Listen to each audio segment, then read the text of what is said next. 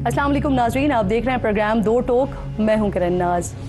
आसमान रो पड़ा है, ज़मीन कांप उठी है, समंदर खामोश हो गए हैं, दरिया अपने आंसुओं में बहने लगे हैं, पहाड़ लरज़ उठे हैं, मैदान साकित हो गए हैं, सहराओं में वीरानी छा गई है, परिंदों ने चहचहाना बंद कर दिया है, जानवर गोशा नशीन हो गए हैं।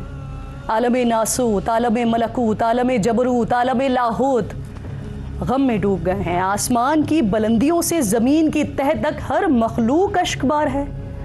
मौलाए कायनात, आलम कुल जहां, अमीरुल मोमिनीन, इमामुल मुत्तकीन, साक़ी कौसर, फातह खैबर, शाह मर्दा, शेर खुदा, हैदर कर्रार, साहिब जुल्फ़िकार, मुश्किल कुशा, बाबुल इल्म, अबुल हसन, अबू तुराब, वारिसे इल्मे नबूवत, शहनशाह विलायत, वली अल्लाह, असदुल्लाह, सैयदुल औलिया, ज़मीन के आलम, आसमान के आलम, कुरान के आलम, रूहानियत का मंबा, अदल की पहचान, शुजाअत का महवर, ईमान वालों के इमाम, चौथे खलीफा बरहक हज़रत अली करमुल्लाह वजहुल करीम 21 रमज़ानुल मुबारक शहीद हो गए। इन्ना लिल्लाहि व इन्ना इलैहि राजिऊन। चिराग बुझ गए हैं, गुलिस्तान तबाह हुए हैं, तारीकियों का बसेरा है, ये कौन चल बसा है कि अब हर तरफ अंधेरा है।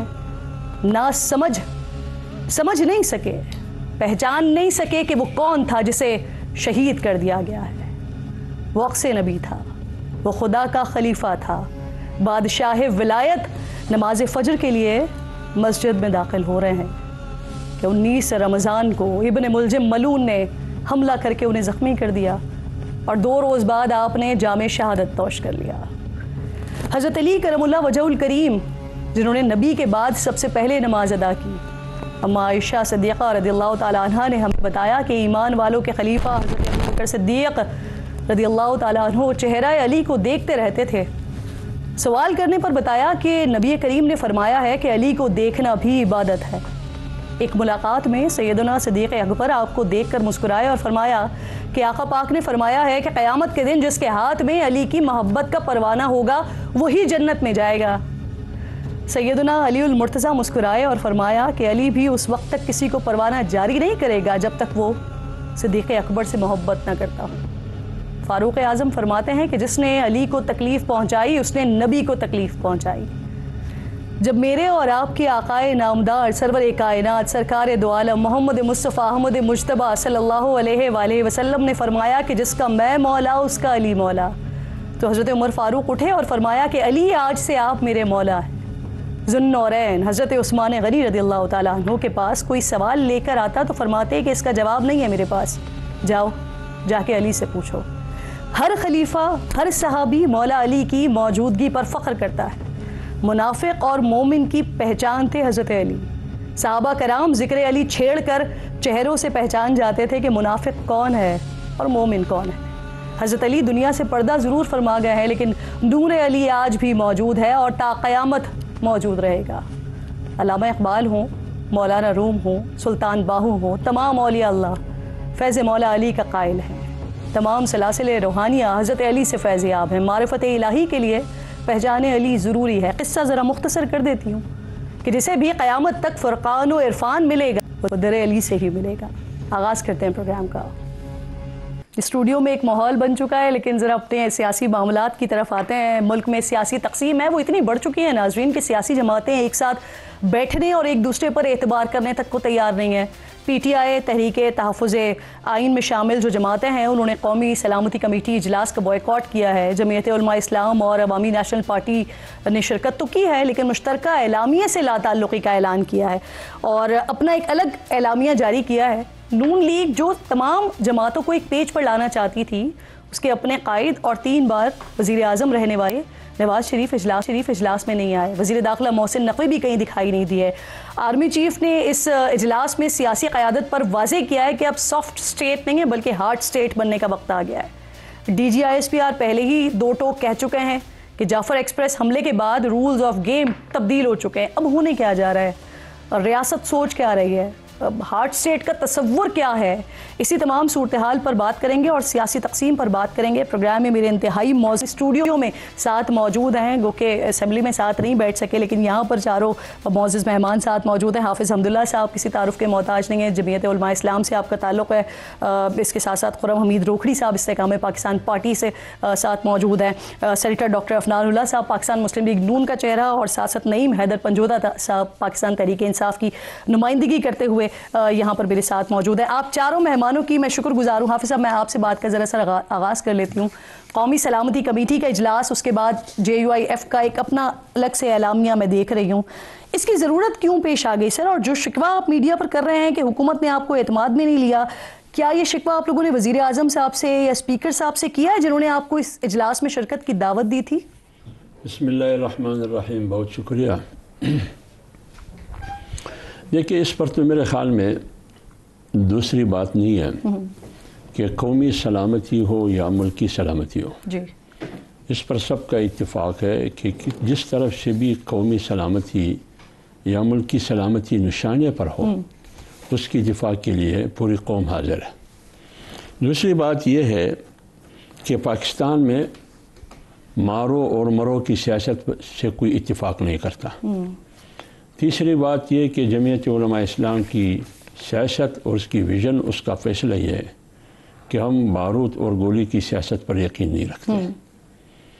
और जहाँ तक कौमी सलामती कमेटी के इजलास, वहाँ जमीयत उलमा इस्लाम में शिरकत की तो अलहदा से पार्टी की तरफ से जो ख़दशात का इजहार किया गया है, जो एलामिया जारी हुआ है, उसका खुलासा और लुब-ए-लुबाब यह है जैसे कि आपने फरमाया कि जो एलामिया सरकार ने जारी किया है उस एलामिया से हमारा इत्तेफाक नहीं है। सही। इसलिए कि उस एलामिया पेश करने से पहले हमें एतमाद में नहीं लिया है, हमसे मुशावरत नहीं की गई है। तो लिहाजा सिर्फ हमें इसलिए बुलाया था कि हम बात करें, अल्लाह बला बगरदन मुला, फिर हमारे कंधों पर आप जो भी थोपना चाहते हैं वो थोप। तो एलामिया पे एतराज़ हाफिज़ साहब इस वजह से है कि आपको मुशावरत में नहीं लिया गया, बाकी कोई एतराज़ नहीं है आपको? मैं अर्ज़ करता हूँ देखिए, 2 सूबों में आप ऑपरेशन करने जा रहे हैं। अब आपने कहा कि फ़लान कंफ्यूज है, मैं तो ये कह रहा हूँ कि हुकूमत खुद कंफ्यूज है। अभी एक तरफ एलामिये में कहा गया है कि ऑपरेशन होगा। हार्ट स्टेट का मतलब क्या है जी? हार्ट स्टेट का मतलब ये है कि हम जारहियत को जारहियत के ज़रिए ख़त्म करेंगे। तो जब हार्ट स्टेट की डेफिनेशन ये है, यहाँ मैं बता दें कि उसकी तारीफ़ क्या है। तो ख़ुद आपका वज़ीर ममलकत अभी मैंने सुना जी, उसने कहा कि ऑपरेशन का फ़ैसला नहीं हुआ है। तो जब नहीं हुआ है और दूसरी तरफ एलामिया में कहा जाता है कि ऑपरेशन का फ़ैसला हुआ है, तो कैबिनेट खुद कंफ्यूज है। तो जमीयत उलमा इस्लाम का मौक़िफ़ रोज़ अव्वल से ये है, जब अमेरिका ने अफ़गानिस्तान में जारहियत की उस वक्त भी हमने उस सुपर पावर को कहा कि आप गलती कर रहे हैं, मुज़ाकरात 20 साल के बाद दोहा मुज़ाकरात पे बात ख़त्म हुई। आज अब भी हमारा मौक़िफ़ ये है कि गोली और बारूद से आप मसला हल नहीं कर सकते। बलूचिस्तान में अभी भी इस वक्त अभी जो मैं आपके साथ बैठा हूँ, आप ज़रा बलूचिस्तान का हाल अहवाल पूछिए, बलूचिस्तान के दारुल हुकूमत और कैपिटल में क्या हो रहा है। वो लाशें जो अस्पताल में रखी गई थी या रात के अंधेरे में 2:30-3 बजे काशी कब्रिस्तान क्वेटा में दफनाए गए थे, तो छुपाने की ज़रूरत ही क्या है? जिसकी भी है वो अपने लाश उनके हवाले कर दे। तो जिन लोगों ने जो लाशें हाथ में आई उठाए, जो हाथ में अभी वो रोड पर पड़े, बिल्कुल ठीक, बिल्कुल। तो लिहाजा बात यह है कि कौमी सलामती, मुल्की सलामती के मुतालिक जब आप कह रहे हैं वो दहशतगर्दों की लाशें नहीं थी, मेरी बात सुनिए। तो दहशतगर्दों की लाशें तो हवाले करे वो रसा को। यानी अगर आप चोर की लाश हवाले कर सकते हैं, एक कातिल को जब आप फांसी पर लटकाते हैं उसकी लाश हवाले कर सकते हैं, तो उसने जुर्म किया है ना, तो इसकी लाश आप क्यों हवाले नहीं कर देंगे? लेकिन चोर को हीरो तो नहीं बनाते। आप उसके हवाले करें ना, चोर को हीरो तो नहीं बनाते। जिसने मैं एक सवाल का जवाब दें, मुल्क तोड़ना दहशतगर्दी है या नहीं? सर दहशतगर्दी है। तो 71 को मुल्क किसने तोड़ा? तोड़ना किसने तोड़ा? आपको मालूम हमूद होगा। रहमान कमीशन रिपोर्ट पढ़ी है, खुद ब खुद अंदाजा, लेकिन उसको आपने क्या किया, एक को भी वज़ीर आज़म बनाया, दूसरे को भी वज़ीर आज़म बनाया, तीसरे को आपने 21 तोपों की सलामी दी और पाकिस्तान के झंडे में दफनाया। प्रॉब्लम यही है ना, आप इस वक्त ऑपोजिशन में ये बात करें, लेकिन आप हुकूमतों में आते हैं, एक बात अर्ज करूंगा, कौमी सलामती, कौमी यकजहती, कौमी सलामती के लिए कौमी यकजहती का होना ज़रूरी है। आज आपके जो एलामिया सामने आया है, इस कौमी सलामती के एलामिया की पुष्ट पर चंद लोग हैं, लेकिन कौम नहीं है। सही। पीटीआई नहीं है। तारीख तहफ़्फ़ुज़ आइन पाकिस्तान में जितनी भी पार्टियां हैं वो साथ नहीं है। भी लाताल्लुकी कर ऑपरेशन, बल्कि आपके खैबर पख्तूनख्वा के वज़ीर आला खुद कह रहे हैं कि मैं ऑपरेशन के हक़ में नहीं हूं। आपकी बात मैं समझ गई सर, मैं ज़रा इस बात का जवाब ले लूँ ना हुकूमत से ही। सर एतराज़ आपके सामने आ गया है, कह रहे हैं कि क्योंकि आप लोगों ने मुशावरत नहीं की है तो इस वजह से एतराज़ है। तो ज़रा क्लैरिटी दे दें, जिस चीज़ की क्लैरिटी नहीं हो रही है। और एलामिया में आपने ऑपरेशन की बात की, लेकिन वज़ीर ममलिकत ये कह रहे हैं कि अभी ऑपरेशन का फैसला नहीं हुआ, तो क्लैरिटी दे दें, हो रहा है नहीं हो रहा। जी बिस्मिल्लाहिर्रहमानिर्रहीम। देखिए बात यह है कि मुल्क के अंदर सिक्योरिटी के हालात बहुत ख़राब है, इसमें तो कोई दो राय नहीं है। बिल्कुल नहीं। हमले हो रहे हैं और तकरीबन 7 हमले हो रहे हैं रोज़ाना, और उसमें 9 लोगों की, अराउंड 9 लोगों की ऑन एवरेज जो है वो डेथ हो रही है सिक्योरिटी फोर्सेस को मिला के। तो अब जब इस तरह के मामलात हैं तो या तो कोई हमें ऑल्टरनेट बता दें, सजेशन दे दें कि ठीक है जी हम जो है वो जिम्मेदारी लेते हैं, हम जो है वो उनके हमले भी रुकवा देंगे और जो है वो मामला ठीक कर देंगे, तो बहुत अच्छी बात है। सब यही चाहेंगे कि देखें, कोई भी नहीं चाहता कि कत्लो गारत हो, मार धाड़ हो, लोग जो है वो डिस्प्लेस हो, ऑपरेशन हो। लेकिन ये नहीं हो सकता, किसी कोई स्टेट ये अलाउ नहीं कर सकती कि आप जो है वो कभी अपना सिपाहियों पे हमला करें, कभी लोगों को ज़िबा करें, कभी लोगों के मुंह, एक बंदे को, ये जो कह रहे हैं ना मौलाना साहब, एक बंदे को ट्रेन से उतारा जब उन्होंने, तो उसने कहा मेरी 4 बेटियां, मुझे ना मारो। उन्होंने इसके मुंह पे 5 गोलियां मारी जी। अब आप कह रहे हैं उनकी लाशों को वो लेके जाके चौराहों पे खड़ा करके उनको हीरो बनाए और हम उसको होने दें? तो ये अगर आप चाहते हैं तो आप बता दें मुझे। सर इसकी भी क्लैरिटी दे दें, ऑपरेशन का फैसला हुआ था, कमेटी में नहीं हुआ था? देखिए ऑपरेशन के ऊपर जो है वो अभी जो है वो कंक्लूसिव मामला नहीं है। हम चाह रहे हैं कि हम मजीद इसके ऊपर जो है वो और लोगों को ऑन बोर्ड कर लें। ये क्या हमारे पास ऑप्शंस मौजूद है? नेगोशिएशन की तरफ भी मामला जा सकता है, बातचीत भी हो सकती है। देखिए इंटेलिजेंस बेस्ड ऑपरेशंस तो चल रहे हैं जी, वो उनके अंदर इंटेंसिटी बढ़ गई है, ठीक है। ये हो सकता है कि कुछ जगहों पे ज़रूरत पड़ जाए ऑपरेशन की। हाँ जी, मतलब मैं इसको वो नहीं करना चाह रहा, प्रेडिक्ट नहीं करना चाह रहा, हो सकता है। लेकिन हम ये समझते हैं कि मौलाना फजलुर रहमान साहब मेजर स्टेक होल्डर है, हम ये चाहेंगे कि वो हमें बताएं कि जी मैं ये जिम्मेदारी लेता हूँ। लेकिन अफनान साहब, अगर सूबाई हुकूमत नहीं मानती तब भी अगर ऑपरेशन करना पड़ता सूबाई हुकूमत का कोई ये सूबाई हुकूमत जो है वो फेडरल सब्जेक्ट के ऊपर नहीं कर सकती ना। आप मुझे बताएं क्या ऑपरेशन से 2015 से 20 तक अमन नहीं आया था इस मुल्क में? ये जो ऑपरेशन के इतने खिलाफ हो गए लोग, मुझे ये बताएं कि क्या भत्ताखोरी लेना ठीक है? लेकिन मुझे ये बता दें सर, अगर वफाक को जरूरत पड़ती है तो बगैर सूबाई हुकूमत को एतमाद में लिया आप ऑपरेशन कर सकते हैं? देखिए बिल्कुल कर सकते हैं। आपके मुल्क के ऊपर हमला हो जाए और चीफ मिनिस्टर कहे कि नहीं जी मैं नहीं समझता कि आपने जवाबी कार्रवाई करनी, तो क्या करेंगे? चीफ मिनिस्टर की सुनेंगे, जिसने हमला किया उसको डील करेंगे। ये कोई तरीका नहीं है ना। फॉरेन पॉलिसी फेडरल सब्जेक्ट है, ये सिक्योरिटी बॉर्डर्स की इंश्योर करना फेडरल सब्जेक्ट है। अब उसके अंदर एक सीएम कहे कि जी मैं नहीं मान, भाई उसके अपने इंटरेस्ट हैं, उन्होंने तो लाके वापस उनको आबाद किया है। आप मुझे बताएं ना किन्होंने वापस लाके उन्हें आबाद किया है? जी सर, और वहां पे ये एक बड़ा क्वेश्चन है और ये सबके लिए क्वेश्चन है। वहां पे भत्ताखोरी कौन कर रहा है, कौन किसे भत्ते दे रहा है, ये सवाल है कि नहीं है? और ये जो ये मुझे एक और बात ही बताएं कि क्या वजह है कि वहां पे हर पार्टी पे हमला होता है और पीटीआई पे नहीं होता? मैं आपसे इस पे बात करती हूँ, लेकिन उससे पहले नईम साहब सर आप लोग ले लें रिस्पॉन्सिबिलिटी। अब जैसे बात कर रहे हैं अफनान साहब कि अगर नहीं भी मानती सूबाई हुकूमत तो कोई मसला नहीं है, ये विफाक का सब्जेक्ट है और अगर ज़रूरत पड़ी तो ऑपरेशन करेंगे। तो सर आप कदम बढ़ाएं, आप भी रिस्पॉन्सिबिलिटी ले लें खुद। देखिए बहुत शुक्रिया किरण नाज़, आपने मौका दिया। मैं सबसे पहले आपको मौक़िफ़ बताना चाहूँगा कि खान साहब से जब हमारी मंगल को मुलाकात हुई है तो खान साहब ने मुल्क के अंदर जो दहशतगर्दी है, जो साना हुआ बलूचिस्तान के अंदर, उस पर गहरे अफसोस का इजहार किया है। बड़े उन्होंने अल्फाज बल्कि इस्तेमाल की कि मैं बड़ा दुखी हूँ, मेरा दिल बड़ा दुखी है कि ये इस कदर बढ़ती जा रही है। आपने उनका ट्वीट भी देख लिया। देखें तमाम मसाइल का हल जो है ना, जैसे आप समझते हैं ना कि एक तरफा आप कमरे के अंदर बैठ के आप एलानिया जारी कर देंगे, तो जब तक कोई आवाम जो है उसकी आपको सपोर्ट हासिल नहीं होगी, जब पूरी कौम को आप एतमाद में नहीं लेंगे तो किसी मसले का हल आप नहीं निकाल सकते। पाकिस्तान तहरीक इंसाफ मुल्क की सबसे बड़ी जमात, हमने कहा कि आप तहरीक इंसाफ के बगैर या बलूचिस्तान के नुमाइंदों के बगैर या बाकी जितने स्टेक होल्डर्स हैं उनको एतमाद में लिए बगैर, क्योंकि वो अवामी नुमाइंदे हैं, तो आप कैसे किसी मसले का हल निकाल सकते हैं। लेकिन इन्होंने इनकार किया, इन्होंने कहा जी कि वो सजा याफ्ता कैदी हैं, इमरान खान साहब नहीं आ सकते। अडयाला जेल का दरवाज़ा वैसे 9 बजे खुल सकता है जब आपने जलसा मुलतवी करवाना हो, लेकिन इस सारे स्नेरियो के अंदर इतने हसास मामले के ऊपर आप की संजीदगी का अंदाज़ा इस बात से लगाया जा सकता है कि आपने उसके ऊपर उल्टा मजाक बनाया। बाकी आपने कितने स्टेक होल्डर्स बुला लिए, बलूचिस्तान के कितने आपने नुमाइंदे बुला लिए, पूरे पाकिस्तान से आपने नुमाइंदे बुलाए। एक तरफ आप अलामिया जारी कर रहे हैं कि हम ऑपरेशन करने जा रहे हैं, दूसरी तरफ लेकिन आपके पास कोई दूसरा सोल्यूशन है? वो कह रहे हैं ना कि अगर आपके हमारे पास सोल्यूशन है तो बता दें। देखें, हमने ऑल पार्टीज कॉन्फ्रेंस जो है वो बुलाई है और हम बिल्कुल तमाम लोगों को एतमाद में लेंगे। जब तक आप आवाम की सपोर्ट नहीं हासिल करते तब तक आप किसी मसले की हल की तरफ नहीं जा सकते।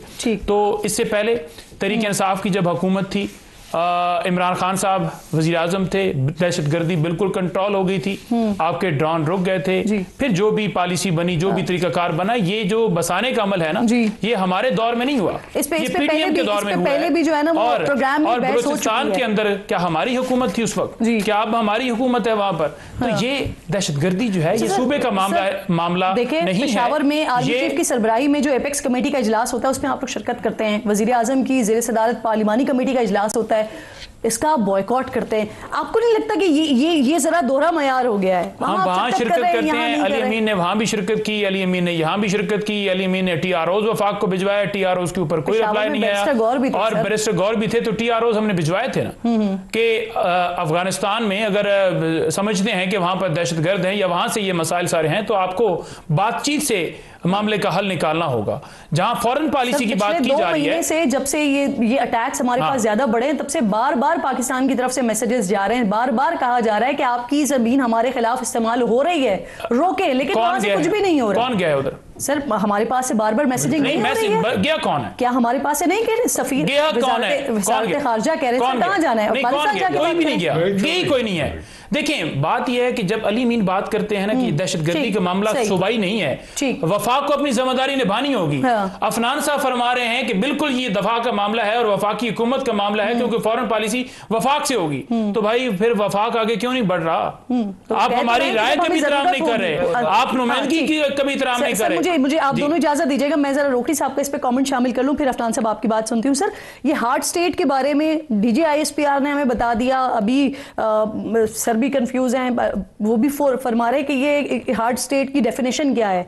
क्या है? DGISPR ने कहा कि रूल्स ऑफ गेम तब्दील हो गए, तो क्या हुआ? ये सॉफ्ट स्टेट ये है कि आपने कोई काम किया, चीजों को ठीक किया, उसके बाद आप वापस आ गए और फिर दोबारा वो काम शुरू हो गया। सही।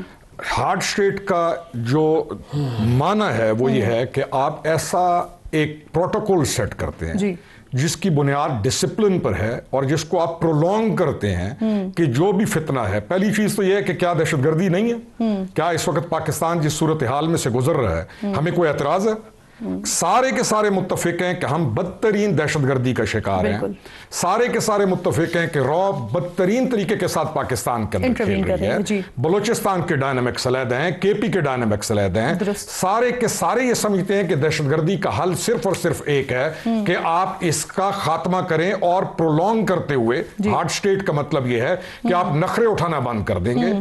हार्ड स्टेट का मतलब यह है कि आप जो फैशन बन गया दहशतगर्दी, एक हार्ड कोर मिलिटेंसी दहशतगर्दी है, 8,000 हैं, 10,000 हैं। जब आप एक सॉफ्ट स्टेट का इमेज पेश करते हैं तो फैशन के तौर पर भी बहुत सारी दहशतगर्दी आगे बढ़ती है और इसका हाफिज साहब को इल्म है और हमें भी इल्म है कि फैशनेबल दहशतगर्द कौन से होते हैं और कौन एक हीरो बनने के लिए, इस सोशल स्टेटस के लिए भी दहशतगर्द बन जाता है। हार्ड स्टेट सिंपली माना यह है कि आप एक ऐसा प्रोटोकॉल फॉलो करेंगे। अब आपके पास आते हैं, क्या प्रोटोकॉल नहीं है आपके दफ्तर के आने का, यहां पे आने का, और आप उस प्रोटोकॉल को ब्रेक नहीं करेंगे। आप सूबाई हुकूमतों को इतना मजबूत मजबूत करेंगे कि उनके पास पावर हो, उनको उस आफ्टर इफेक्ट्स को हील करने के भी और उसको आगे चलाने की भी। आज अली अमीन ने बहुत अच्छा किया। Ali Amin has done a wonderful thing कि वो एपीसी के अंदर शरीक हुए। ये भी शरीक हो रहे थे। 14 बंदों के उन्होंने नाम एक दफा दिए, स्पीकर को जाके दिए, 3 बंदों के मजीद नाम लिखवाए। They were all set to participate in that. कहां से इनको कहा गया कि आप नहीं जाना, आपने क्यों कहा गया, ये जवाब इनके पास सर उस जहां पर वो सारी गैदरिंग थी उसमें मैं भी मौजूद थी और वहां पर बारहा ये बात हुई कि हम कल शिरकत करेंगे। लेकिन नेक्स्ट डे अचानक से पीटीआई की तरफ से एलामिया आया और पता चला कि ये नहीं होने जा रहा है। मैं एक चीज जो हमारे पास खबर है, जो खबर ऐसी भी नहीं है, ये क्यों डर गए, इनको किसने डराया, इनको किसने थ्रेट किया, किसने डराया? आई से कि इनको थ्रेट किया गया। किसने थ्रेट किया? टीटीपी करेगी थ्रेट। एक और बड़ा खतरनाक वाकया हुआ है। अब 600 तंजीमें तो नहीं है, लेकिन 20-25 तंजीमें काम कर रही हैं। कौन किस नाम से है, कौन किस नाम से है, आप समझ रहे हैं कि ये मामूली चीज है। इंटेलिजेंस चीफ जो नईम साहब ने कहा कि क्या आपकी डिप्लोमेसी नहीं चल रही? टीटीपी ने एक सूबे की हुकूमत को थ्रेट किया, हमेशा करती है, ये भत्ता देते हैं उनको, ये पैसे देते हैं उनको, ऑन रिकॉर्ड है। अच्छा, आपने कहा डिप्लोमेसी नहीं चल रही। गवर्नमेंट टू गवर्नमेंट डिप्लोमेसी चलती है। डिप्लोमेसी का आपके पास यह है कि अफगान इंटेलिजेंस चीफ ने टीटीपी के जो बड़े थे, जो भी ग्रुप था, उनको बुलाकर सख्ती की और उनको कहा कि हम इस चीज को टॉलरेट नहीं करेंगे। तुम हमें कुछ कह रहे हो और वहां पे जाके कुछ वारदातें कर रहे हो। गवर्नमेंट की डिप्लोमेसी चलती होती है, गवर्नमेंट डिप्लोमेसी जारी रखती है, लेकिन जो दहशतगर्द यहां पर रॉ के लिए या किसी और मुल्क के लिए काम करेंगे, उनका खात्मा लाजिम है। उनके लिए सॉफ्ट स्टेट, उनके लिए सॉफ्ट स्टेट नहीं होगा। बात कर दी। मैं जरा ये दोनों साहिबान से इसकी कंफर्मेशन ले लूं। सर ऐसे ही है जो रोकड़ी साहब बात कर रहे हैं, टीटीपी ने पीटीआई को थ्रेट किया है सर, इस वजह से उन्होंने शिरकत नहीं की है। उन्होंने सरकारी मुलाजमों को अगवा करके उनसे पैसे लिए कि एक दफा हुआ, ये वाकई कितनी दफा हुआ, और वो थ्रेट किया, वो अलायंस कि पीटीआई को थ्रेट किया गया। लेकिन ये there is an alliance between TTP and PTI.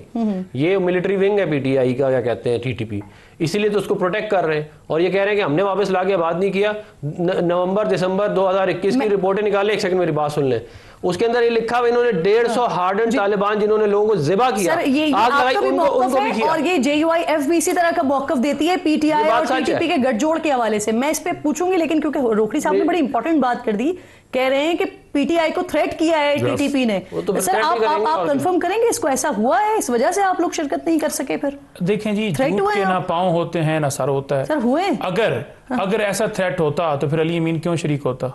जवाब मिल गया। तो ये एक बोतान है, आप घर में बैठे लगा दें। नहीं, उनके हक में देखें, बात जो है उनके हक में उन्होंने नहीं की, उन्होंने पॉलिसी की बात की जिसके ऊपर उन्होंने अपना मौकफ इख्तियार किया, और वही पॉलिसी के हवाले से जेयूआई ने अपना मौकफ दिया। क्या दोनों का मौकफ तस्लीम किया गया? और हार्ड स्टेट की जो बात कर रहे हैं ना, नून लीग के कल मेरे साथ एक भाई बैठे हुए थे, वो कह रहे थे कि हार्ड स्टेट का मतलब ये है कि अब जो बोलेगा उसको उठा लिया जाएगा, अगवा कर लिया जाएगा। मौजूद हैं, देखिए जेयूआईएफ जिनको आप चाहते हैं कि वो आपका हिस्सा बन जाए और ईद के बाद आप उनके साथ पे सड़कों पर निकलें, ये जेयूआईएफ का मौकफ है कि टीटीपी अटैक्स करती है जेयूआईएफ पर, इनके लोगों के ऊपर, लेकिन इलेक्शन कैंपेन्स जो है वो पाकिस्तान तहरीक इंसाफ आराम से कर लेती है और उनके ऊपर इस तरह का अल्लाह ताला सब तो महफूज रखे। लेकिन ये कहते हैं कि आपके साथ कोई गठजोड़ है, उनके साथ आपके ऊपर किसी किस्म का कोई अटैक नहीं होता। नहीं, अल्लाह माफी देवे, ऐसी कोई बात नहीं है कि हमारे ऊपर अटैक नहीं होता और इनके ऊपर अटैक हो तो हम कोई खुश होते हैं। हमारे तो लीडर इमरान खान जो हैं वो तो इस हक में ट्वीट कर चुके हैं और इजहार अफसोस कर चुके हैं जितने भी अटैक्स हो रहे हैं, जो भी शहीद हो रहे हैं। हमारा तो दिल बड़ा दुखी है।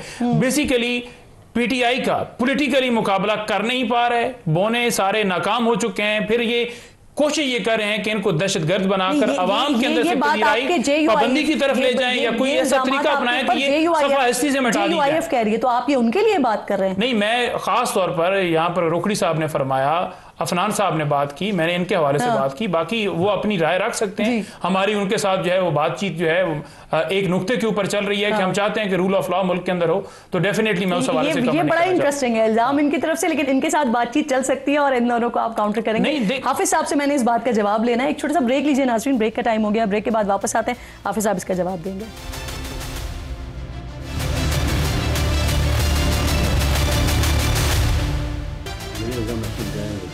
प्रोग्राम में एक बार फिर आपको खुशामदीद कहती हूँ। मेरे चारों मेहमान मेरे साथ मौजूद हैं। यहाँ पर जो डिबेट चल रही थी उस पर अब हाफिज़ अब्दुल्ला साहब का जवाब लेते हैं। सर, बात यहाँ पर डिस्कशन ये हो रही थी कि आप लोगों के ऊपर अटैक्स होते हैं, आपके ऊपर थ्रेट्स हैं बहुत ज़्यादा, लेकिन PTI और अल्लाह उन्हें महफूज भी रखे, उनके ऊपर इस तरह की चीज़ें नहीं होती हैं। कोई गठजोड़ है शायद मैं एक बात अर्ज़ कर लूँ। एक बात मौलाना को मंसूब की गई है कि मौलाना साहब ने कहा है कि इलेक्शन में हम निशाने पर थे और PTI निशाने पर नहीं थे। ये मौलाना साहब ने ये सवाल PTI से नहीं पूछा है। ये जो अरबाब इख्तियार और अरबाब इख्तियार है, अल्लाह ताला उनको भी महफूज रखे, ANP को भी महफूज रखे, मुस्लिम लीग को भी महफूज रखे, पीपल्स को भी महफूज रखे, पश्तून, बलोच, सिंधी, पंजाबी सबको महफूज रखे।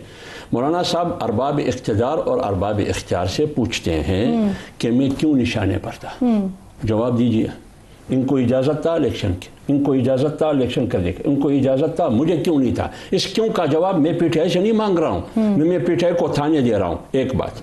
दूसरी बात ये दहशतगर्दी पर जमीयत उलमा इस्लाम दहशतगर्दी की खुद निशाने पर है जी। मौलाना साहब से लेकर मेरे तक सब निशाना बने हैं या नहीं बने? बिल्कुल। मैं दर्जनों नहीं सैकड़ों हमारे वर्कर, हमारे उलमा, आपको बताऊंगा कि अभी सिर्फ रिसेंटली एक हफ्ते में हमारे आधा दर्जन से ज़्यादा हमारे उलमा निशाना बने। मौलाना हमीदुल हक से लेकर मुफ्ती शामिर तक जो तुरबत में है, और कोयटा के मुफ्ती अब्दुल बाकी नुरज़ई तक, ये सारे। तो सियासी हवाले से भी मैं निशाने पर हूँ। पार्लियामेंट के रास्ते मुझ पर बंद है। क्यों? एक बात, मेरा वोट चोरी किया जाता है बलूचिस्तान में भी और खैबर पख्तूनख्वा में भी और मुल्क में भी। कौन चोरी करता है? चोरी करने वाला डकैत कौन है? एक बात। दूसरी बात यह कि ये तो सियासी हवाले से मैं निशाने पर हूँ। वो जो मुसल्लह लोग हैं जिसको आप गैर रियासती नासिर कहते हैं, जो भी नाम देते हैं, उसके निशाने पर भी मैं हूँ। और इधर जो अरबाब इख्तियार और अरबाब इख्तियार है, उनके निशाने पर मदरसा भी है और मस्जिद में मौलवी भी है। सिर्फ एक मदरसे की रजिस्ट्रेशन आप नहीं दे रहे हैं। क्यों? आप लिखते हैं कि हमें FATF से डर है, आप कहते हैं कि हमें अमेरिका से डर है, हमें मगरब से डर है, तो लिहाजा मुझ पर सिर्फ ये पॉलिसियाँ लागू है। ये अमेरिका की तरफ से और FATF से जो, मैं तो 3 तरफ से मार खा रहा हूँ। सियासी हवाले से भी मार खा रहा हूँ, दोनों मुसल्लह क़ुव्वतों की तरफ से भी मार खा रहा हूँ। मैं तो दहशतगर्दी का निशाना हूँ। मैं कैसे हिमायत कर सकता हूँ? लिहाजा मैं किसी बंदूक की हिमायत नहीं करूँगा जो नाजायज़ चलेगी, ख्वा वो बंदूक कानूनी हो या गैर कानूनी हो। सर, तो फिर इसकी शिकायत तो आप सदर साहब से करें ना। अब इसकी शिकायत आप वज़ीर आज़म साहब से करें। मेरी बात सुनिए, मेरी बात। अब आइए इस बात पर। बलूचिस्तान में जी आप कौम से पूछिए, आप अभी बलूचिस्तान में रेफरेंडम करें, अभी 3 दिन में रेफरेंडम करे और खैबर पख्तूनख्वा में भी करे, आपकी इस फैसले की सपोर्ट आवाम करेगी या नहीं करेगी? छोड़िए हफीज़ अब्दुल्ला को, छोड़िए महमूद खान को, सदार अख्तर मंगल को, मालिक बलोच को, सब छोड़िए। आप रेफरेंडम करें, बलूचिस्तान की हुकूमत और बलूचिस्तान के चीफ मिनिस्टर वो अपना मौक़िफ़ और बयानिया दें, और बलूचिस्तान की ये सियासी जमातें मौक़िफ़ देंगे। आप देखिए पश्तून और बलोच वोट किसको देंगे, उसको देंगे या इनको देंगे? इसका मतलब ये है कि कौम की सपोर्ट आपको हासिल नहीं है, आपकी असम्बलियों को हासिल नहीं है, आपके फैसलों को हासिल नहीं है, आपकी हुकूमत को हासिल नहीं है। जब कौम की सपोर्ट के बाद सामने आएगा ना है या नहीं है। आप अगर सोल्यूशन चाहते हैं ना, अगर आप चाहते हैं कि सियासतदान हमारे साथ हो, आप दोनों जॉइंट सेशन बुला दें। हाँ सर भाई, ये सवाल हर एक को बात कर लेंगे। दूसरी बात है, अगर आप चाहते हैं जो 8 फरवरी को इलेक्शन हुआ है, ये इलेक्शन नहीं था, ये ऑक्शन था, ऑक्शन था, ऑक्शन था, नीलामगर था। आप दोबारा जल्द अज जल्द इलेक्शन करें, अवामी नुमाइंदों के हकीकी नुमाइंदे मुंतखब पार्लियामेंट में आ जाए, फिर देखो कि खुशहाली आएगी या नहीं आएगी। बिल्कुल ठीक। अफलान साहब, ये वाली जो बात इन्होंने की है ना कि आप रेफरेंडम करा लें, तो बेसिकली हुकूमत की तरफ से एक APC की बात की गई थी, लेकिन अब क्या APC होगी या नहीं होगी? जिस तरह से APS का जब हमला हुआ था उसके बाद तमाम स्टेक होल्डर्स, तमाम जमातें आकर बैठी थी। अब चले KPK में तो मामला मुख्तलिफ है, लेकिन बलूचिस्तान में स्टेक तो है। क्या ये APC नहीं होगी? अब जो एलामिया, जो फैसला जो पार्लियामेंट में हो गया है, उसी को ही कंटिन्यू करेंगे? क्या होगा? देखिए, बात यह है कि पार्लियामेंट के अंदर तमाम पॉलिटिकल पार्टीज़ की नुमाइंदगी मौजूद है, जो बड़ी पॉलिटिकल पार्टीज हैं, और वो अपनी राय वहाँ पे दे सकती हैं। और नेशनल सिक्योरिटी कमेटी तो है ही इस काम के लिए कि इस तरह के मामलात को जो है वो सुलझाया जाए।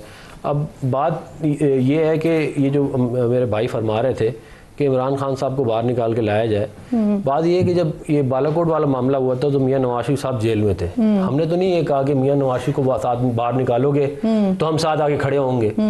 हम इनके साथ आगे खड़े होंगे क्योंकि मुल्क के ऊपर हमला था। हमने ये नहीं कहा कि जी हमें मीटिंग करा दोगे तो हम साथ खड़े होंगे, हमें वो चीज़ दोगे तो हम साथ, हमें NRO दोगे तो हम साथ खड़े होंगे। हमने तो कोई इनसे भीख नहीं मांगी जैसे रोजाना मांग रहे हो। लेकिन उस वक्त इतने ही मुश्किल हालात थे, एक्सेस इस तरह बंद हुआ, हमला तो मुल्क पे हो गया था ना। वो तो आपकी बात दुरुस्त है, लेकिन क्या ऐसा होता था कि लॉयर्स को भी मिलने नहीं दिया जा रहा है, जो लोग नहीं मिले जितनी मुलाकात इमरान खान साहब की लॉयर्स के साथ हुई है पाकिस्तान में किसी लीडर की आज तक हुई नहीं। जुमेरात के अलावा आप मिल ही नहीं सकते थे। और इस सारे जब वो जो बालाकोट वाला 2019 का मामला था, इसमें मियां साहब के हक से कोई बात भी नहीं हुई थी। मियां नवाज शरीफ साहब की तरफ से इंस्ट्रक्शन ये थी कि आपने खड़ा होना है स्टेट के साथ, और हम खड़े होते। देखिए आप निकालें सुगत की न्यूज, क्या अमिया अली कह रहे थे कि जब मुलाकात कराओगे तो यहाँ हमें सिक्योरिटी कमेटी में मियां साहब को लेके आओ तो हम साथ देंगे, वरना हम नहीं देंगे। लेकिन अफनान साहब, अगर उनकी मीटिंग्स के काउंट आप करते हैं नंबर्स, तो इतना अरसा मियां साहब जेल में रहे भी तो नहीं ना कि फिर उनकी इतनी लंबी मीटिंग। मियां नवाज शरीफ साहब पौने 4 साल टोटल जेल में रहे हैं, ठीक है, मुख्तलिफ वक्तों में 2 वक्तों में रहे पौने 4 साल। तो पौने 4 साल से तो कम ही है इमरान खान साहब का भी नंबर। तो बात ये है कि 1 साल का भी अगर आप काउंट लगा लेना तो इतनी किसी की मीटिंग नहीं हुई जितनी इनकी हुई है। फिर एक और इन्होंने फरमाई बात कि जी ये जो दहशतगर्दी हमने नहीं लाई। तो भाई अगर आपने नहीं लाई तो फिर आपका लीडर ये क्यों कहता है कि जी मैं उनको वापस ला के बात ना करता तो मैं क्या करता? वहां पे वो उनको छोड़ तो नहीं सकते थे। भाई यहाँ पे 25 लाख लोग रह रहे हैं उनके, तो वहां पे 40,000 उनके भी रहते, हमारे रहते तो क्या हो जाता? सही सर, इसको क्विकली जरा हम आगे बढ़ेंगे इस पर, फिर जरा सियासी मामलात और जो दीगर जो पार्टीज के चल रहे हैं उस पर भी बात करूंगी। मुझे बता दें, आर्मी चीफ ने गवर्नेंस गैप की बात की है। ये नहीं समझते आप कि ये हुकूमत की कारकर्दगी पर बहुत बड़ा सवालिया निशान है, तो इसके लिए कुछ सोच रही है हुकूमत? देखिए बात यह है कि ये गवर्नेंस गैप वाला मामला, इसको मैं नहीं समझता कि इसको लिंक इस तरह टेररिज्म से तो नहीं करना चाहिए। ये ज़रूर है, क्या कहते हैं कि बहुत सारे मसाइल तो हैं जी। अब वो मसाइल ओवरनाइट नहीं पैदा हुए, वो तो फिर बहुत लंबी चौड़ी पॉलिसीज हैं पिछले 20-30 साल की। वो अब आप देखें ना, इस बात में तो कोई शक नहीं है कि हमारी तालिबान पॉलिसी फेल हो गई। कोई कह सकता है आज खड़ा होकर कि जी हमारी तालिबान पॉलिसी कामयाब है। रोजाना वहां से हमने इतनी लंबी जंगें सब कुछ करके जो भी हमने किया, मैं ये नहीं कह रहा ठीक किया गलत किया, लेकिन जो भी हमने किया उसके बाद रिजल्ट ये है कि हमारा मसला वहीं का वहीं है, और वो डायरेक्ट हो गए बाकी सबसे।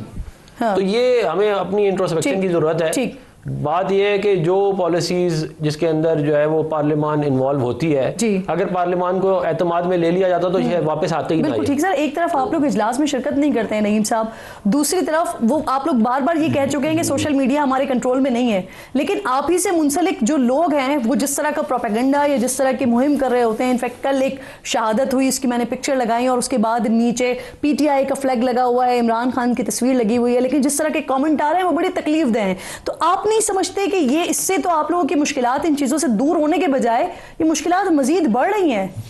देखें, तहरीक इंसाफ के जितने ऑफिशियल पेजेस हैं ना, वहाँ पर जो ख़ासतौर पर इमरान खान साहब का पैगाम होता है या कोई मुल्क के अंदर जो फस्तायत है उसके हवाले से जिक्र होता है, जैसे हमारे लोग शहीद किए गए, अगवा किए जा रहे हैं, लोग उठाए जा रहे हैं, सोशल मीडिया वाले उठाए जा रहे हैं, मुख्तलिफ वर्कर्स हमारे जेलों में पड़े हैं, एक मुकदमे में रिहा होते हैं, दूसरे मुकदमे में धर लिया जाता है। आज भी मुख्तलिफ हमारे वर्कर्स पिंडी से इस्लामाबाद में लाए गए हैं, और जो जजेस आज उनका हुक्म जो है वो नहीं माना जा रहा, जो आज पूरे मुल्क में सूरत हाल है, तो वो जिक्र उसकी हद तक होता है उन अकाउंट से जो ऑफिशियल अकाउंट्स हैं। उसके अलावा बाकी कोई अगर किसी के नीचे तनकीद करता है या कोई उसके ऊपर अपना राय रखता है या कोई बात करता है, तो जो कुछ मुल्क के अंदर किया गया है या जो पॉलिसी है या जो फोकस है, जो किरदारों की जो बात की जा रही थी गवर्नेंस के हवाले से, क्योंकि गवर्नेंस का बेहतरीन हल आप गवर्नेंस बेहतरीन तब कर सकते हैं जब तमाम इदारों का फोकस अपने काम पर मरकूज होता है। इमरान खान की जो बातें थी जिस वक्त वो खिताब किया करते थे, तकारीर किया करते थे, तो उन्होंने जो एक मोमेंटम बनाया, ये उसी का ही शाखसाना है ना जो आज तक चल रहा है। तो इमरान खान के एक ट्वीट से भी ये चीजें तब्दील हो सकती हैं सर। वो जिस तरह से जो वो बातें किया करते थे पहले, तो तब्दीली तो आ सकती है अगर आप उसको बेहतर करना चाहें तो। मुझे इजाजत दीजिएगा रोकड़ी साहब, ये फरमा दें सर कि जो हम देख रहे हैं सलामती कमेटी के इजलास में पाकिस्तान तहरीक इंसाफ ने बॉयकॉट किया, तो अभी मैं नईम साहब से भी यही पूछ रही थी, क्या इससे मजीद PTI के लिए मुश्किलात तो नहीं बढ़ जाएंगी? अब अपने लिए इन्होंने एक ऐसा गैर जमहूरी फैसला करके अपने आप को खुद एक साइड पे खड़ा कर लिया। ये चाहते नहीं है इनके जो MNAs हैं, इनके वो जो लोग हैं वो बैठना चाहते हैं, लेकिन इनकी अपने अंदर डिक्टेटरशिप मौजूद है। आपने जो चीज़ कही थी गवर्नेंस के ऊपर, गवर्नेंस के इश्यूज हैं बलूचिस्तान में है, फाटा मर्जर के बाद इश्यूज हैं, हमने वो खिला पूरे करने हैं। हाफिज साहब बैठे हैं, वहाँ पर A एरिया B एरिया का फ़र्क है। पुलिस चमन से आगे नहीं जा सकती, आपकी वहाँ पे जो बलूचिस्तान कॉन्स्टेबलरी है वो कमज़ोर है। आपका वहाँ पे जो दीगर इदारे हैं जिन्होंने अमन नाफिज करना है, B एरिया जो कि रूरल एरिया है और बहुत बड़ा एरिया है, वहाँ पर आपके पास सिक्योरिटी फोर्सेज नहीं है। तो ये वो गवर्नेंस के इशू हैं जिनको ख़त्म किया जाएगा।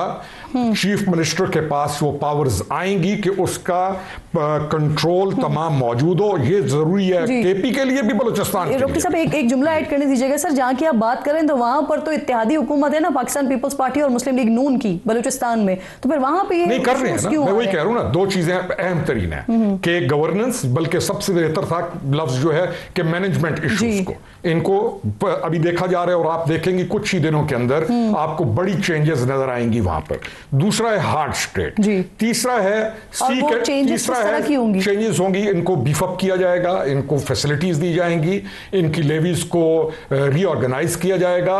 चीफ मिनिस्टर के पास अपनी पावर होगी कि उसके दस्ते रूरल एरिया के अंदर अमन कायम कर सकें जो अभी तक उनके पास नहीं है, और सीक एंड डिस्ट्रॉय ऑपरेशन किया जाएगा। ये वो ऑपरेशन नहीं है जैसा हम सोचते हैं। सीक एंड डिस्ट्रॉय ये है कि आप किसी भी एरिया के अंदर जब आप जाते हैं तो आप उसको, एक होता है कि क्लियर करके आप वापस आ गए और फिर दोबारा सर उठा दिया। आप उन अनासिर को जो 5 से 10 हजार के करीब हैं या इतने होते हैं, आप उनको डिस्ट्रॉय करते हैं और फिर कहीं से भी, किसी जगह से भी, अगर कहीं अफगानिस्तान से हो रहा है आप वहां पे डिप्लोमेसी भी करेंगे और आप हर सूरत यकीनी बनाएंगे कि कोई बंदा वहां से उठकर आकर यहां पर यह कार्रवाई ना करे। और चाहे कोई ईरान से है, चाहे अफगानिस्तान से, चाहे कहीं से भी है, आप उनको, उनका पीछा करेंगे और उनको बुरे को बुरे के घर तक छोड़ के आएंगे। तो यही आपके पास हल है। अगर हम कहें कि हम दहशतगर्दी की जद में नहीं है, अगर हम कहें कि हमारी मुआशरी तरक्की के ऊपर इंडिया की नजर नहीं है, अगर हम ये कहें कि हम जिस पैटर्न पे चलना चाह रहे हैं हम उसके ऊपर, हमें कोई हमारा दुश्मन कोई नहीं है, तो ये गलती होगी। बिल्कुल ठीक है सर। 31 मार्च की डेडलाइन दी हुई है, एक और डेडलाइन आई है क्योंकि इससे पहले भी एक डेडलाइन आई थी अफगानियों के लिए। पाकिस्तान तहरीक इंसाफ का तो बड़ा वाज़ेह मौक़िफ़ है, इस पर बड़ी मुखालफत कर रहे हैं वो, आपका क्या मौक़िफ़ है? आप हिमायत करते हैं इस फैसले की? बात यह है कि गवर्नेंस गैप, जी, तो गवर्नमेंट किसका है? सभी की है सर। ये सवाल किससे किया जाता है कि गवर्नेंस नहीं है, तो गवर्नमेंट हुकूमत बनाया किसने, बिठाया किसने? ये तो अपने आप से सवाल है। यानी फर्ज करिए बलूचिस्तान है आपके सामने, बलूचिस्तान में हुकूमत किसने बनाई? किसकी हुकूमत है? एक बात। दूसरी बात ये, रोकड़ी साहब ने, मेजर साहब ने जो बात की कि गवर्नेंस गैप ये है कि बलूचिस्तान में B एरिया और A एरिया, मैं आपके सामने रखता हूँ, एक दिन रखें कि सबसे ज़्यादा धमाके कहाँ होते हैं, चोरी और डकैती कहाँ होती है, सबसे ज़्यादा बदअमनी B एरिया में है या A एरिया में है। तो लिहाजा B एरिया और ये एरिया या B एरिया को ख़त्म करने से, इनको उसमें शामिल करने से, A एरिया से दहशतगर्दी आप ख़त्म नहीं कर सकते हैं। उसकी बड़ी बड़ी रीजन्स, बड़ी बड़ी वजूहात है, उस पर आपने तफसील के साथ, संजीदगी के साथ बैठना होगा, उसके बाद फिर उसके लिए सोल्यूशन निकालना होगा। एक साल में कौमी असम्बली में 1 घंटे के लिए न खैबर पख्तूनख्वा पर बात हुई है, न बलूचिस्तान की सूरत हाल पर बात हुई है। जब डंडा उठाने का वक्त आया तो कौमी सलामती कमेटी का इजलास बुलाया गया। इस तरह मसले हल नहीं होंगे। सही, आप कुछ कहना चाह रहे सर? जो पश्तून बेल्ट है ना, जिधर पठान है बलूचिस्तान में 100% अमन है। बलोच बेल्ट में भी एक स्पेसिफिक एरिया के अंदर ये दहशतगर्दी मौजूद है, तो पठान बेल्ट तो वैसे अमन में है और मजबूती के अंदर है। बिल्कुल ठीक, बिल्कुल ठीक। मैं अफगान साहब आपका एक ट्वीट जरा दिखाना चाह रही हूँ, जरा दिखाइएगा, और फिर मैं अफगान साहब इस पे आपसे पूछना चाह रही हूँ, ये जो आपने बड़े उसूब के साथ कल आपने ये ट्वीट किया है, तो ये जो है ये 2-3 साल पुरानी खबर है, ये हर साल इसी तरह से आ जाती है और फिर उसके बाद ये खबर सर्कुलेट होना शुरू हो जाती है। और खबर भी नहीं, हाँ वो पिछले साल का है, वसीम बदामी साहब का जो क्लिप है वो पिछले साल का है। नहीं, तरदीद भी हो गई है ना मौलाना साहब की तरफ से। मौलाना साहब ने तो तरदीद ही करनी है। आपके पास खबर कंफर्म है ये? अगर है तो फिर तो ये होनी चाहिए। आप मुझे बताएं ना, आप अपने जर्नलिस्ट से पूछेंगे खबर कंफर्म है, मुझसे क्या पूछ रही हैं? आप फोन करें बदामी साहब को। आप दावत कर रहे हैं ना? नहीं, मैंने तो उनको कोट किया है ना, मैंने उनको कोट किया है, उनका प्रोग्राम है 49 बिलियन रुपीज जो है उनके अकाउंट से निकल आए हैं, तो उसको मैंने क्या कहते हैं कोट किया।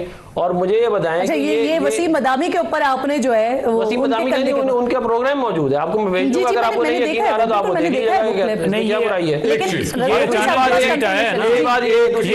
मौलाना तारिक साहब एक सेकंड दीजिएगा, आप कंप्लीट कर लें फिर सर आप बताइए। सुन लें जी देखिए, बात ये है कि मौलाना तारिक जमील साहब जो हैं उनसे सवाल होना चाहिए कि ये पैसे कहाँ से आए हैं। आप मुझसे पूछ रही है खबर ठीक है कि सवाल उठा कैसे, अचानक सवाल उठा क्यों है, 4 अरब रुपए अकाउंटों से निकल रहे हैं, आप मुझसे पूछ रही है ये रात रात सवाल आए हैं, सवाल क्योंकि आप हुकूमत कैसे मौलाना तारिक साहब ने केस पे बात की, मौलाना साहब ने इमरान खान साहब के बारे में बात की, रातों रात ये ख्याल आया और ट्वीट कर दिया गया। अब किसी की कोई बात समझ नहीं आ रही, एक एक करके बात कर ले। एंड फाइनली चले सर, कोई ऐसा मौका आया कि हाफिज साहब मुस्कुरा रहे हैं, वरना आज बड़े नाराज बैठे हैं के दौरान का केस सर मुझे मौका दीजिएगा। भाई वो उसने बनाया, जी जी उसके शौहर ने बनाया, बुशरा बीबी की हमने बनाया, नो बुशरा बीबी के शौहर ने बनाया है कि बीबी की गवाही के बीबी आप बुशरा बीबी के शौहर ने केस बनाया, मैं कह रही हूं मैं आप दोनों से बुशरा बीबी के शौहर को बोले ना, जी बोलेंगे ये केस नहीं होना चाहिए था, मैं आप दोनों से मैं समझ गई हूँ, मैं कह रहा हूं मैंने कहा था जाके इसी वजह से आई हुई है, इसी वजह से आप उधर जाएं, पाक पतंग कर रहे हैं। उसने कहा है कि जो बंदा अपनी सारी जायदाद जो है, एक मिनट की बात सुन रहे हैं, मैं समझ गई हूँ, आप दोनों की बात समझ गई हूँ, नाम कर सकते हैं दारों के, वो क्या गड़ी की करप्शन करेगा जो मुल्क लूट गए हैं, कमाल बहुत बड़ा झूठिया है वो। टीवी पे अफजान साहब, टीवी पे 200 अरब रुपया एक जारी हुआ था बगैर सूद के, कुछ शख्सियात को दिया गया था। मैं वो शौकत तरीन साहब के दौर में, तो किसी दिन वो लिस्ट निकाली है तो बहुत सारे इनके नाम मौजूद हैं। सही सर, आप कंफर्म करें। मैं बता रहा हूं आपसे इसलिए पूछा कि बहैसियत हुकूमत आपके पास जो है वो एक कंफर्मेशन जो हक की बात करेगा ना, चाहे मौलाना हो या कोई और, सर आप जो बात करें वो बड़ी बात करें, 200-300 अरब नवाज शरीफ के नारे मारे, नवाज शरीफ के नारे मारे, ठीक है, सही बिल्कुल ठीक, बिल्कुल ठीक। आप तीनों, आप चारों मेहमानों की मैंने बढ़ना है, लेकिन मुझे लग रहा है कि मुझे ब्रेक की तरफ बढ़ना पड़ेगा। एक छोटा सा ब्रेक लीजिए, ब्रेक के बाद वापस आइए।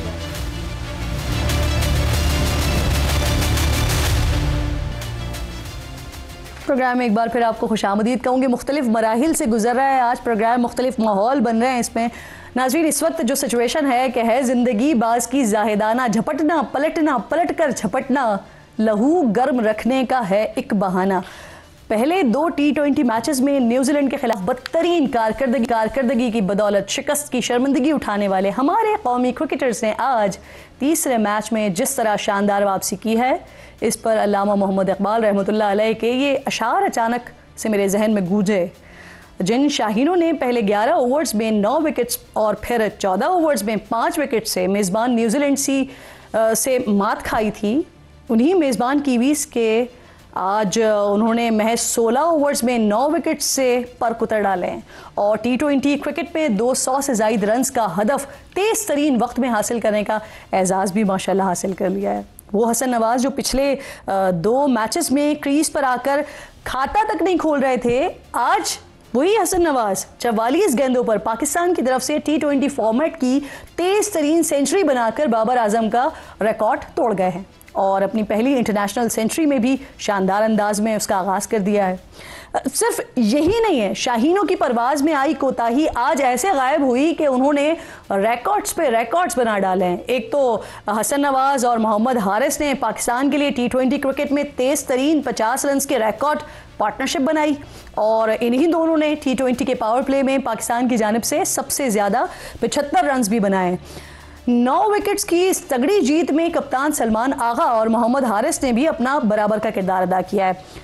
हारिस ने 20 गेंदों पर 41 और सलमान आगा ने सिर्फ 31 बॉल्स पर 51 रन की बर्क रफ्तार और शानदार निस्फ सेंचुरी बनाई है। मैंने पिछले 2 मैचेस में कौमी टीम की शिकस्त के बाद कौम की तरफ से चेयरमैन पीसीबी मोहसिन नकवी साहब से गुजारिश की थी कि जिस सर्जरी का ऐलान कर रहे थे वो शायद उसकी जगह छोटा ऑपरेशन करके काम चलाया गया है, लेकिन आज जिस तरह से टीम ने परफॉर्म किया है, इसने एक मरतबा फिर से सिर्फ मेरी ही नहीं बल्कि पूरी कौम की नाउम्मीदी को फिर से एक उम्मीद दे दी है।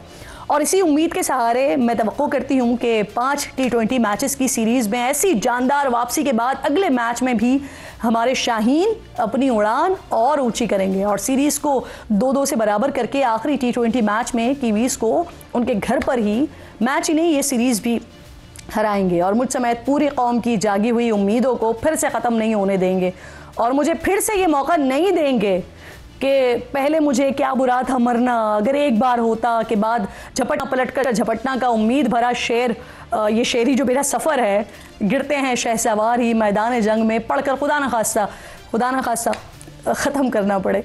वक्त ख़त्म हो गया। इंशाअल्लाह नाज़रीन से मुलाकात होगी कल। अपना और अपने मुल्क का ख़ास ख्याल रखिए। फ़लस्तीन को अपनी दुआओं में याद रखिए। अल्लाह निगहबान।